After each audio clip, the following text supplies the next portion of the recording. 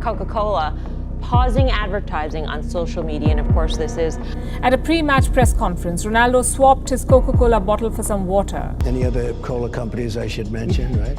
But it gets you something. Coca Cola has been a household name for over a century, but few know its darkest secrets. From shady business tactics to accusations of funding paramilitaries and exploiting the poorest villages, Coca Cola has a dark history that will keep you questioning.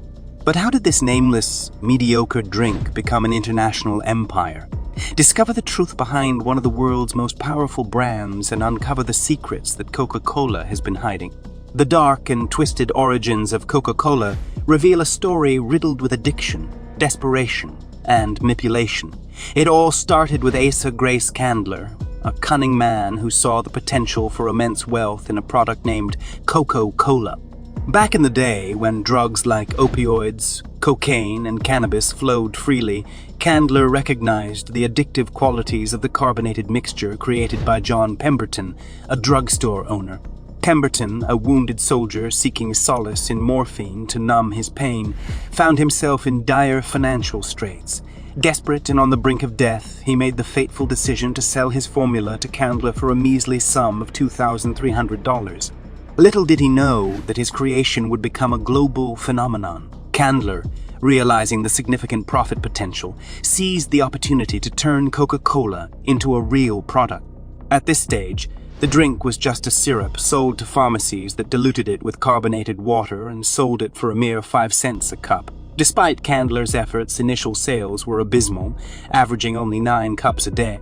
To propel Coca-Cola to new heights, Candler employed a groundbreaking mass advertising campaign, bombarding the public with billboards, newspaper ads, and coupons. The focus shifted from promoting health benefits to branding the drink as delicious and refreshing. Sales skyrocketed, enabling Candler to expand the business exponentially. However, it wasn't just advertising that thrust Coca-Cola into the stratosphere. The late 1800s saw the rise of the temperance movement, which viewed alcohol as a moral evil. Counterintuitively, pharmacies selling drugs were seen as a healthy alternative. This played perfectly into Coca-Cola's hands as the cocaine and caffeine-infused beverage appealed to those seeking a legal high.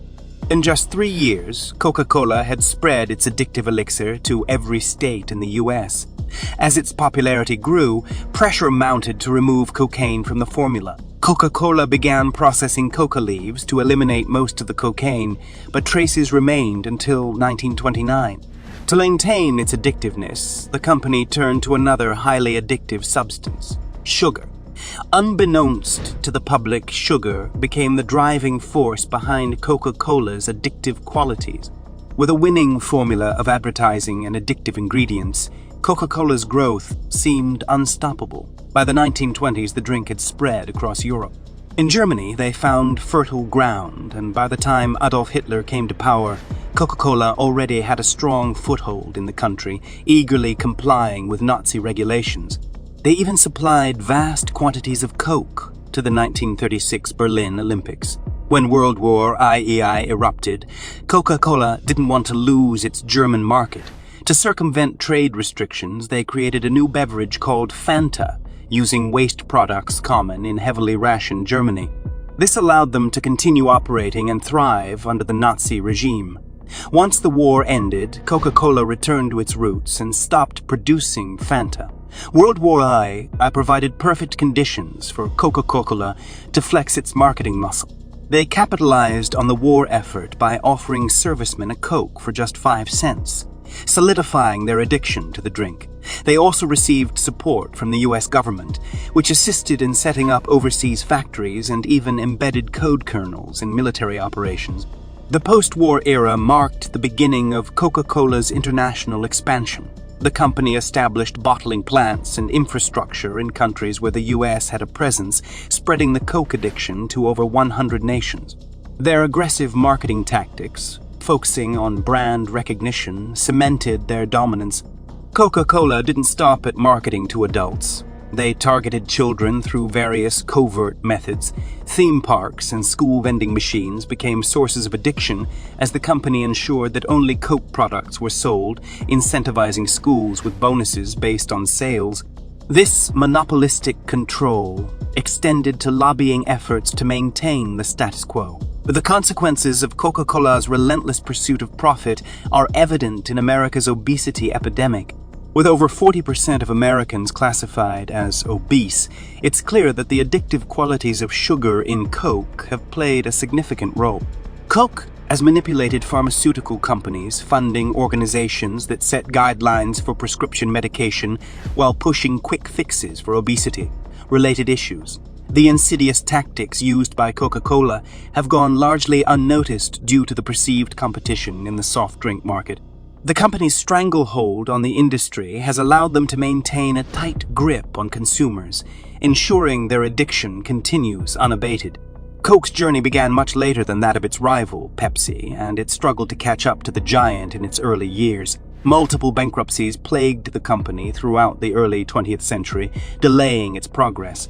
Finally, in the 1960s, a profitable merger and a shift in market share tilted the scales in Coke's favor. However, Pepsi's rise as a formidable competitor threatened Coke's monopoly, especially with its successful Pepsi Challenge campaign. This led to the infamous Coke Wars, with both companies focusing on each other and making it seem like there were no other options for consumers. But there was more to this rivalry than meets the eye. Coke and Pepsi were not just happy to compete, they were actively ensuring each other's survival. By creating the illusion that consumers only had two choices, Coke or Pepsi, they effectively suppressed any other potential competitors. This collusion, although not in the traditional sense, allowed both companies to maintain their monopolies and control the industry. However, despite Coke's dominant position in the market, they faced a new threat: the growing awareness of the addictive nature of their products. Just like the tobacco industry and drug cartels, Coca-Cola's empire was built on addiction. A 2008 study on the addictive potential of sugar revealed shocking truths.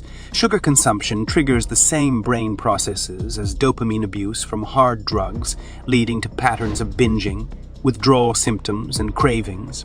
The global addiction to Coca-Cola's products was harder to detect when the effects were not so obvious, but skyrocketing obesity rates in recent decades have made it impossible to ignore.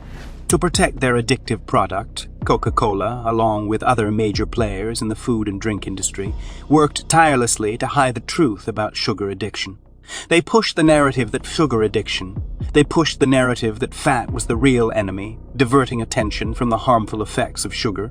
Through lobbying and cozying up to government officials, they managed to perpetuate this false narrative. However, as people began to catch on to the lies, Coke had to evolve its tactics.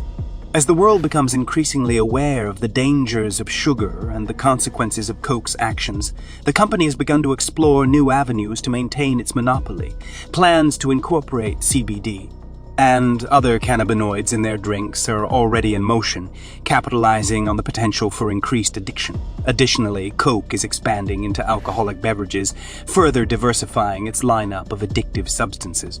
The dark side of Coca-Cola is a cautionary tale of power, manipulation, and addiction. While seemingly harmless, their products have caused immeasurable harm to individuals, communities, and the environment. Now we have come to an end. Please show your support by hitting the like button and leaving a comment below. And don't forget to subscribe and turn on your notification bell so you won't miss any future updates.